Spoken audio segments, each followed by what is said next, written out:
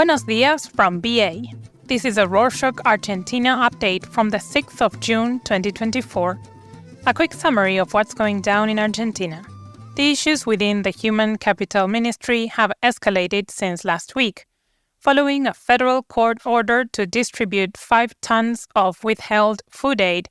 Minister Sandra Petovelo dismissed Pablo de la Torre, the former Childhood, Adolescence and Family Secretary, along with 4 of his aligned officials. Petovelo also filed a complaint against de la Torre for an alleged embezzlement scheme involving fraudulent ministry contacts with an international organization to pay non-existent employees. However, this complaint has backfired, as Petovelo now faces allegations of participating in the same corruption scheme she exposed. The civil association Arco Social has accused her of being involved in a billion-peso embezzlement plan. Despite this, Manuel Adorni, the presidential spokesman, stated that Petovelo has the full support of President Javier Milei and his administration. At least the Human Capital Ministry announced a plan to distribute the previously withheld food supplies. On Tuesday the 4th, in collaboration with the Argentine Army and Ministry of Defense, they began a 2-week operation to distribute over 465,000 kilos of powdered milk and other goods stored in Buenos Aires and Tucumán.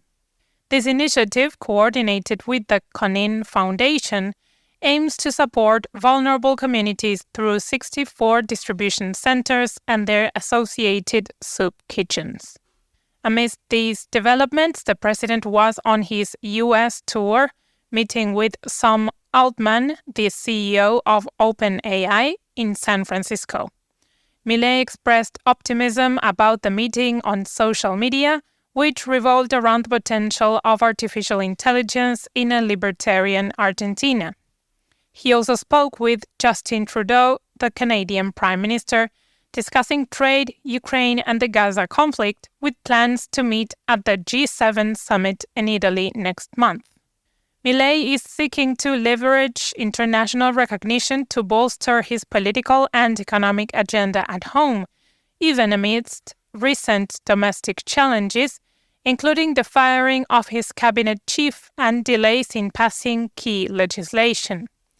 Speaking of which, the new cabinet chief, Guillermo Francos, has indicated that Milei's significant reform bill and fiscal package may not be passed until July.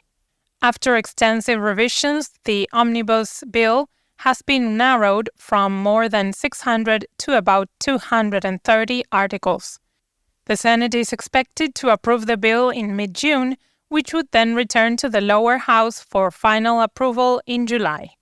Despite all the setbacks, the government remains optimistic. Manuel Adorni said that the president believes that the recession has bottomed out, with signs of economic recovery emerging in March and April. Adorni cited positive indicators such as wage increases slightly outpacing inflation and certain sectors showing early signs of improvement. At the same time, the latest report from Universidad Católica Argentina, or UCA, indicates a grim reality with poverty levels soaring to 55% in the first quarter of this year, up from 45% in the third quarter of 2023. These figures equal nearly 25 million urban dwellers now living below the poverty line. The economic downturn, exacerbated by widespread deregulation and currency devaluation, has hit hard, with basic living costs skyrocketing and essential services becoming increasingly unaffordable. In more positive news, the Misiones province protesters, the union representatives, and the provincial government finally reached an agreement.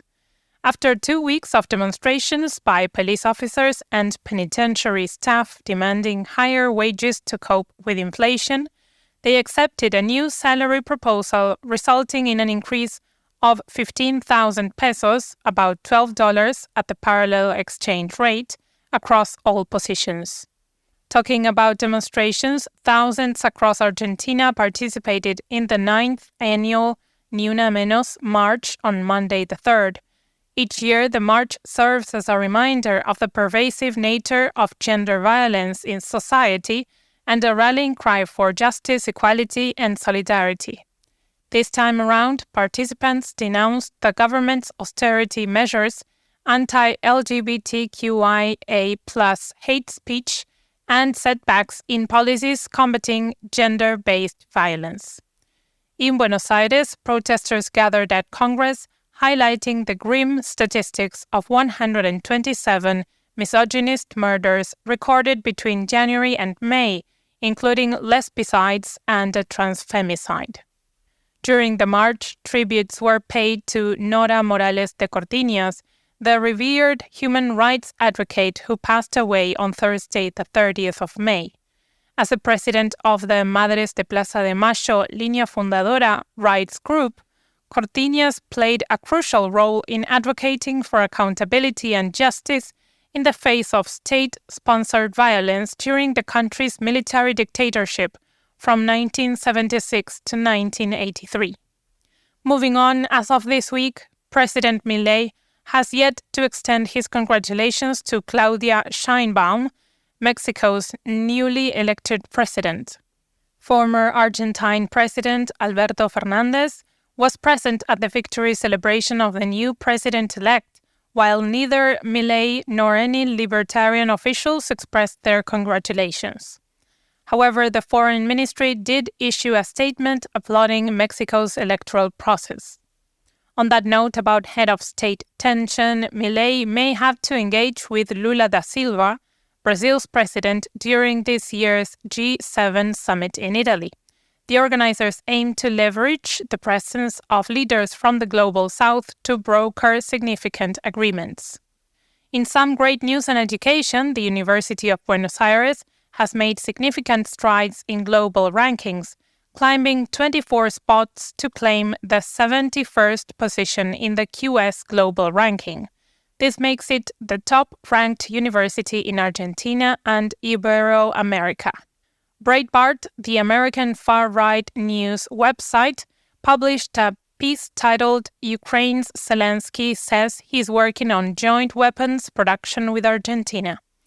The article focuses on the Ukrainian president's announcement of a joint weapons production project led by President Milei.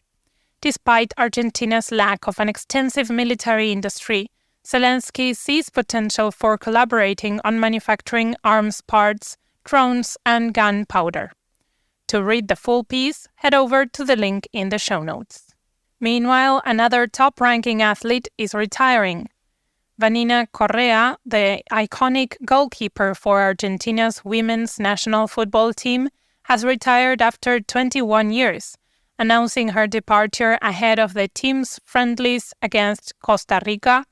Correa reminisced about her debut in 2003 and her pride in wearing Argentina's colors. She is celebrated for her standout performance in the 2019 World Cup against England, where her crucial saves, including a penalty stop, earned her Player of the Match. The Wallpaper news outlet published an article on the architecture of the Chacarita Cemetery. The article discusses the book Chacarita Moderna, the brutalist necropolis of Buenos Aires by Leon Nemmer, which explores the Sexto Panteón, a brutalist necropolis in the Buenos Aires city neighborhood of Chacarita. Itala Fulvia Villa, one of Argentina's first female architects, designed the site. The book delves into the architectural significance of the Sexto Panteón, its construction in 1949, and its place in modernist architecture.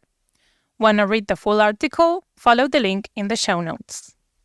Let's not forget to highlight a couple of important national holidays happening this month. The 17th of June honors the day of the passing to immortality of General Martín Miguel de Güemes. He played a crucial role in Argentina's fight for independence from Spanish colonial rule, particularly in defending the country's northern borders. Güemes tragically lost his life on the 17th of June in 1821 after being mortally wounded in an ambush. The 20th of June is Flag Day, which observes the legacy of Manuel Belgrano, the national hero who created the Argentine flag. Both the 20th and 21st will be bank holidays to commemorate the date.